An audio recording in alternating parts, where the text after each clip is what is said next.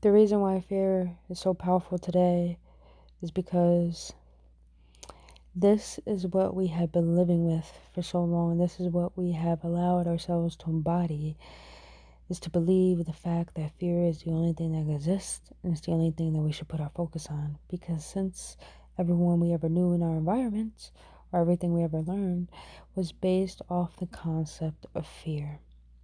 And that is all we ever know. And what happens when you're familiar with something? You get uncomfortable when something is not in your natural routine. Sorry, not natural, more in the concept of your habitual, automatic, unconscious routine. See, right now, the reason why the shift has to take place, it has to change. The reason why the earth is shifting and the whole universal galactic cosmos are acting in play as one as well is because this world has been ruled by masculine energy for far too long.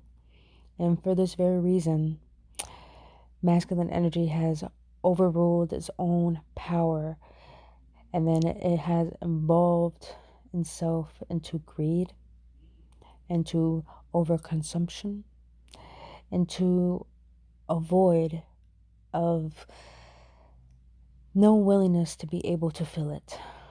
And because of this is the reason why this shift has to take place. Because this is causing an unharmony, an unnatural balance that's not even equipped to make life continue to live. So this is why now that Earth is rising, there's a new energy shifting, is because now the feminine energy is rising. Now please understand, I'm not talking about male or female. I'm not talking about gender roles. Nothing labels, nothing physical. This is all energy. The earth wasn't born by just male energy or thinking that God is just male. This world was ruled and made by masculine and feminine energy. Masculine is straightforward and ready to put in work. Feminine energy is all about compassion and willingness to give love. Since we haven't been doing that for very long, since we've been ruled by the overconsumption, overuse, greed, selfishness, because the masculine energy has took its power too far with no control. The feminine energy has to come into play because we have forgotten compassion. We have forgotten love. We have forgotten what it means to be considerate to our neighbors and to our brothers and sisters, that we are all one. We are unity. We are all together in this not only state of consciousness, but the state of existing as one. And when we fight the very thing that created us, we're fighting against our own existence. And that right there just sounds like we are allowing ourselves to be sucked into a never-ending void that can never be fulfilled. And with that very reasoning, well, there shouldn't be a reason why life should exist. But here's the thing, it has been existing. And we've been living in that torture for so long, mentally and spiritually, internally. And now it's all coming to the surface because we can't ignore something for so long. Because over time, it's just like a lie. You keep adding to it and adding to it, and what happens? The more pressure it has, the more capability it has to erupt. And that's what's happening. We have been oblivious to our own arrogance. We haven't allowed ourselves to awaken to the fact that we have been our very own problem. But we are equipped with being our own solution. And now since everything is happening, we're asking for more time. But how dare we ask for more time when we have plenty of time to change our ways, to change into a way that is beneficial for all.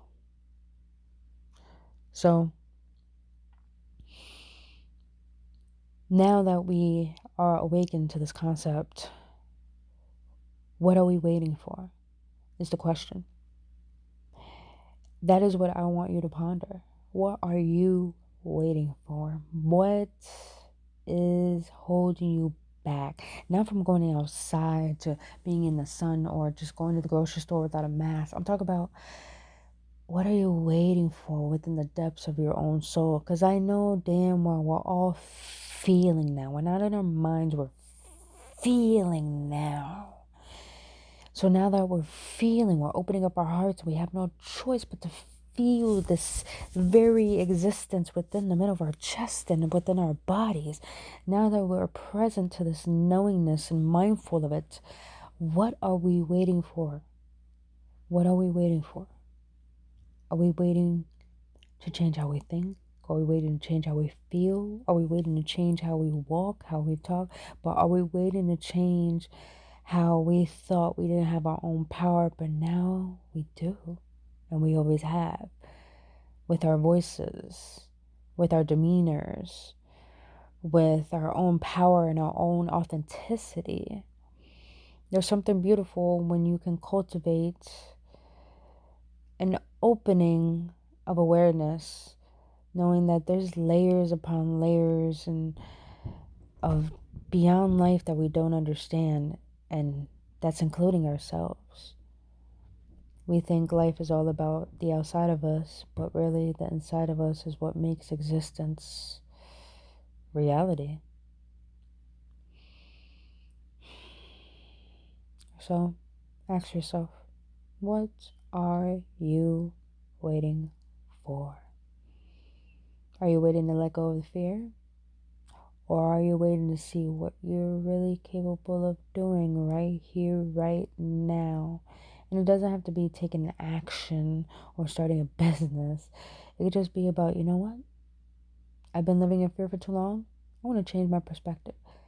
I want to be happy. How can I be that now? Am I going to wait for it?